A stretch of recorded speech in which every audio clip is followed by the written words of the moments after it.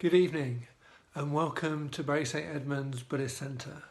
My name's Dridakaring and this is week 4 of our series How to Live Your Life.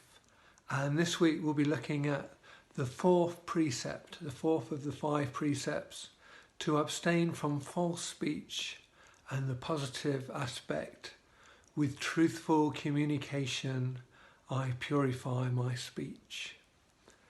Now, for at least the last 2 weeks, probably longer, we've all been quite limited in our movements, and we've all probably been at home with the same people, probably our partner or our family, and that's likely to stay that way for a good few weeks yet. And this can create some challenges in that we're suddenly having to live together quite closely and not go out so much. And one of the challenges can be around the sort of area of communication. How can we improve our communication? So I'm sort of taking this evening, not necessarily to look directly at the speech precepts, but to think about how we can improve our communication with one another. And a big help for this is, in fact, our meditation practices. I chose for this evening to have the meditation practice of the mindfulness of breathing, because I thought it's important to be mindful in this period, mindful of how we're feeling, mindful of what we say to people, mindful of how we act. But it's equally just as important to be generous and kind. And our other meditation practice, the metta bhavana, the cultivation of living kindness, is just as vital in order to cultivate kindness and acceptance to ourselves, and kindness and generosity and acceptance to those around us. And I thought I'd begin by also mentioning when I was ordained, we actually take on 10 precepts instead of the usual 5, and they're really just an expanded list on the original 5.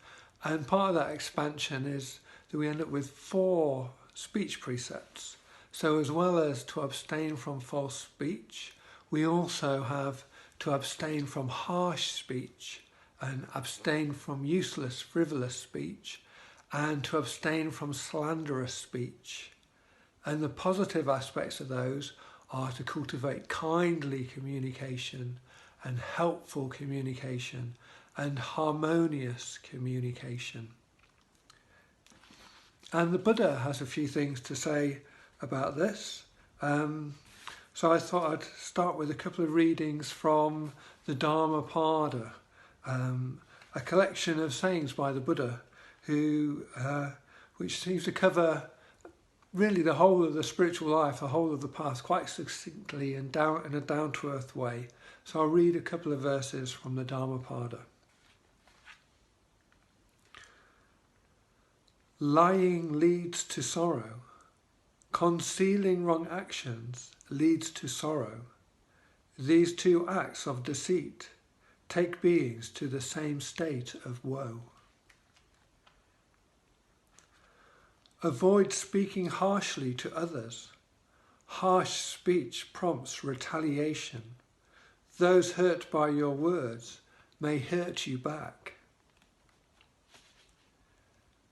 It amazes me how down to earth and straightforward some of these words of the Buddha are, to avoid speaking harshly to others, because they're likely to speak harshly back to ourselves, and those we hurt with our careless speech, our unkind speech, are likely to hurt us back, and that only leads to more sorrow and pain and suffering. Now, in our movement, we have some practices of trying to cultivate more positive speech to encourage us to engage in both positive states of mind but positive acts of speech. And a big part of this positivity is that we often rejoice in each other's merits. Before we have a mitra ceremony, where someone makes a deeper commitment as a Buddhist, we rejoice in their merits And it's a lovely thing to be around, to hear about all these wonderful qualities that are in our Sangha. There are amongst us. And it's a wonderful thing to reflect on people's positive qualities in preparation for these rejoicing in merits. And also for the receiver, it's a wonderful thing to have that sort of affirmation. And in our day-to-day, more mundane lives, in work and home, it can be easy to forget the power of this sort of positivity, to rejoice in other people's merits. So one of the things I'd encourage people to do in this time is to pay heed to the good things that people are doing for each other, good things that we're doing for each other around our house and workplace or community, and to sort of voice your appreciation in people's positive qualities can only go to create a more trusting, positive atmosphere. We also, in our movement, have a practice of confessing our faults. Again, it's something we take on quite formally when we join the order, and that's to try and be honest with yourself, quite importantly, and to be honest with other people of where you think you could have done better, or where maybe you've done something outrightly quite poor that you regret and wish to do better. And again, from that, it can create a more positive, open atmosphere to do that. And then also, in Buddhism, there's a big emphasis on our actions of body, speech, and mind. What we do with our body, and also what we think in our mind, and what we say. And in a funny way, looking at speech is sort of halfway between the two. It's very easy to have all kinds of thoughts. And we have this phrase, speaking your mind. But often it's worth being a bit careful about just saying directly what you're thinking, because whereas thoughts maybe only have a negative effect on ourselves if they're poor thoughts, voicing them suddenly puts them out in the world and have an effect on other people. So it's worth being mindful of that. And in our movement we have practices to help us sort of unite and harmonise and integrate our body, speech and mind. And one of those practices is of ritual, and we have a ritual that we call puja, chanting verses and mantras in sort of devotion to the Buddha and expressing our ideals together. And when we're doing that, we're sort of unifying our aspiration, our ideals, they're coming into our mind, perfuming our thoughts, they're being uttered, acted out in our speech, and we make offerings and bow to the Buddha and the shrine, and through that we're unifying our body, speech and mind, integrating ourselves for that time. Now, a great example of communication is, of course, Shakyamuni Buddha himself, and we've already had some of his words. And one great quality that he had to his speech was something that often gets referred to as sort of skillful means. He was able to say the right thing to the right people, the right person at the right time, to help them sort of grow and develop spiritually. So he would talk to anyone that he met, really. He would talk to the Brahmins, the sort of high caste of society, the farmers and the kings. And we're very fortunate to have handed down to us, many stories of his encounters with these people. And to the Brahmins, he would talk about what really is the nature of being a Brahmin. So it's not really about just inheriting this status. It's about your actions, about practicing the precepts, about your ethics, about being positive, about being, as it were, a good person. That the qualities that you live are more important than just your status. And to the farmer, he would talk in similes of floods and about cattle and about ox carts and about thatched houses, and how when these are weak they could be a overcome by floods and blown away by the wind, whereas a strong mind, a mind integrated and trained in the Dharma of the Buddha, can be like an island above the floods, and can be like a sort of strong house in the winds. And then to the kings who seemingly have everything, who would boast about their happiness, boast about what they have and their seeming contentment in that. He would give us himself an example of someone, although he has nothing, next to nothing in terms of material possessions, he possesses a great richness, great treasures, and great contentment and great happiness. And he would debate with them about these qualities and lay down sort of challenges to them. And in this way, he was able to see the spiritual potential in the people he met and try and nurture that with the correct speech at the right time. And talking about what is true, pointing to greater truths in the world. His teachings taught us that all things are impermanent, that pain and suffering are inherent in our lives, and that what we cling to as self is not real. We are in fact an ever-changing set of conditions rolling onwards with nothing fixed or permanent. And these kind of teachings can help us to sort of let go of our pride and our petty conceits and annoyances. If we can open up into a broader, wider context, then we can move away from small-minded speech and move into something much more positive and generous. And the Buddha taught that old age, sickness and death are waiting for all of us. That was a great learning of his great stories of his encounters with meeting old age, sickness and death, and how that made him want to quest for the truth, to quest for a way to overcome suffering, which led him to the enlightenment and the qualities that he shares with us all through his teachings. And he's really pointing to a path that leads to contentment and happiness, but more importantly, change and growth in our no fixed, impermanent selves. And he wants to nurture and develop our spiritual potential. And this potential, from our perspectives, is really sort of limitless.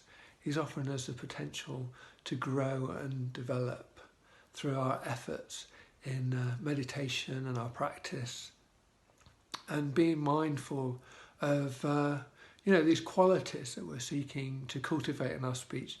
Do we want to be truthful? We want to be kindly, and we want to be helpful and harmonious. We want to cultivate harmony in our speech, and to avoid from being harsh or hard or useless chitter-chatter or slanderous speech, the kind of criticising other people behind their back, and false speech, sort of denying the truth or trying to obscure the truth through false speech. Now, a few weeks ago, we were very fortunate to have Ratnagosha visitors at the Bury St Edmunds Sangha, and his talk was all about communication. I remember he talked about the 4 speech precepts, but he also began by talking about some other qualities of speech, and he rather surprisingly started off by talking about an important part of communication is actually silence. There's silence. In our busy world, we're subject to a lot of communication and media, and that can be very busy and trying to fill us with different messages and even manipulate us in different ways. But to nurture real communication, it's good to have some silence. It creates space, some space to be mindful and aware, some space to touch base with ourselves, some space to appreciate others, and some space to set the intention to voice this appreciation. So silence is an important part of communication. And then Ratnagosha went on, if I remember correctly, he went on to talk about speech that is appropriate. Is your speech appropriate? And in preparation for this evening's talk, I've been thinking about, there's a particular list that people have in our movement about giving feedback. When is it appropriate and how is it appropriate to give feedback? I've not been able to find the exact list, but I think something in it, the main spirit of it, from what I remember, was really to contact sort of where you're coming from with this. If you want to give someone, we call it feedback, it might just be you have a need to assert something, or you want to communicate a message to somebody. Check your motive. Check your motive. Is it that you'd simply like to, you want them to change their behaviour, stop doing this, or do that instead? Because it's annoying, or maybe there's some factual truth that it's unhelpful.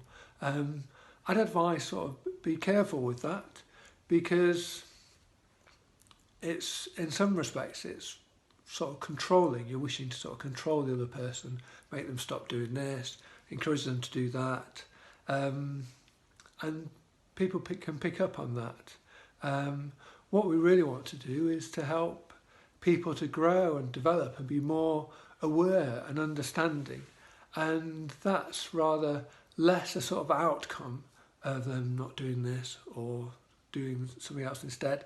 It's more of a sort of journey that you would share together, and to do that you really need to get into real communication, be coming from a place of generosity and kindness and harmony, and it's an exploration rather than a sort of aim to get a particular outcome. And maybe you might find you won't get the outcome, but you'll find it's much more rich and creative than that, and that maybe the petty annoyances vanish and dissolve in this sort of shared communication and journey. So that's what I thought I'd say under this label of, is your communication appropriate? And then Ratnagosha talked about listening, a very important part of communication. When I got involved with the Leeds Buddhist Centre, after a little while, I realised communication was really quite key, and I decided to enrol on a counselling course, just an introductory level counselling course, because another Buddhist friend of mine was doing it, and it just sounded really interesting and a sort of skill that I wanted to learn. And the main skill I learnt was listening, active listening, and that's not what we usually think of listening. I realised it actually was sort of real listening, being a human being and just being there for somebody. And in active listening, there was sort of like, you'd feedback and you'd say yes, you'd show you're really listening, and maybe repeat what you'd understood they'd said. And what it didn't mean, which is very common in communication, it didn't mean just telling them my opinion. It didn't mean trying to fix them. I mean, I know myself, when I'm trying to express my own struggles, a big part of what I'm trying to do is just express my struggles and get it off my chest. If immediately what I hear back is, oh, you should do this or you should do that, it might be great advice, but I actually have trouble hearing it, because part of my process at that time is not really to take on other people's advice. It's just trying to get my difficulties out there and have them heard by a human being. And then maybe after I've gone through that and lightened my load a little, maybe from there later on I could feel a bit more receptive to people's advice. And then apparently what I learnt on the counselling course is that it's a very big part of listening, not just trying to, it's called fixing people, not just trying to fix people. They come to you with a problem, you give them a solution, job done.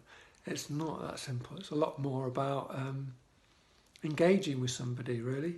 This kind of journey that we want to do together. If we were giving someone feedback or trying to get a point across, it's this sort of journey, and listening is a big part of that. To actually sort of listen is a really big part of communication. Because what is communication if it's just people talking and giving their opinions, or trying to tell each other what to do and trying to get them to stop doing this and do that? Listening is a huge part of real communication, and I encourage us all to be aware of that, really. And not to leap in with solutions or our own opinions or our own stories. That was another one, coming with your own story. Although, yes. And then Rat Negosha, his last point was the communication should be timely. And that's another important point, really, to try and say things at the right time. I know maybe I have a tendency to sit on things for a bit too long. Sometimes I can feel a bit slow, and it's probably taken me a day to work out a response to something somebody said to me the day before, which, reflecting on it in the moment, I'm not sure how that sits with being timely, but it's probably worth, I could probably be then tempted, having worked it out, to sit on it forever, but it's probably worth the next day saying something. So to be timely is part of being appropriate. So to conclude, I would say, in this time when our movements are limited, and we're quite likely to just be seeing the same people again and again, maybe just living in a house with the same people, or just living with our partner, just two people together for a long time. It's a really good practice to improve our communication. And I'd encourage people to be aware of the effort to be truthful and kindly and helpful and harmonious, and also, the spirit behind it all, to be generous, to be complimentary of other people, to rejoice, appreciative of other people, to voice that, and to give our communication time and space to realise that we can engage in a sort of journey together, and the communication can be, as it were, a journey, just as the path of the Buddha is a journey itself. So I'd like to finish with another reading from the Dhammapada. There's a few verses this time, and then I'll finish. Relinquish anger. Let go of conceit. Release yourself from all that binds you. The pure-hearted who cling neither to body or mind do not fall prey to suffering. Transform anger with kindness, and evil with good, meanness with generosity, and deceit with integrity. These three ways lead to the heavens, asserting the truth, not yielding to anger, and giving even if you have only a little to share. So thank you for listening. I wish you all well, and I look forward to seeing you all in person sometime. Thank you. Good night.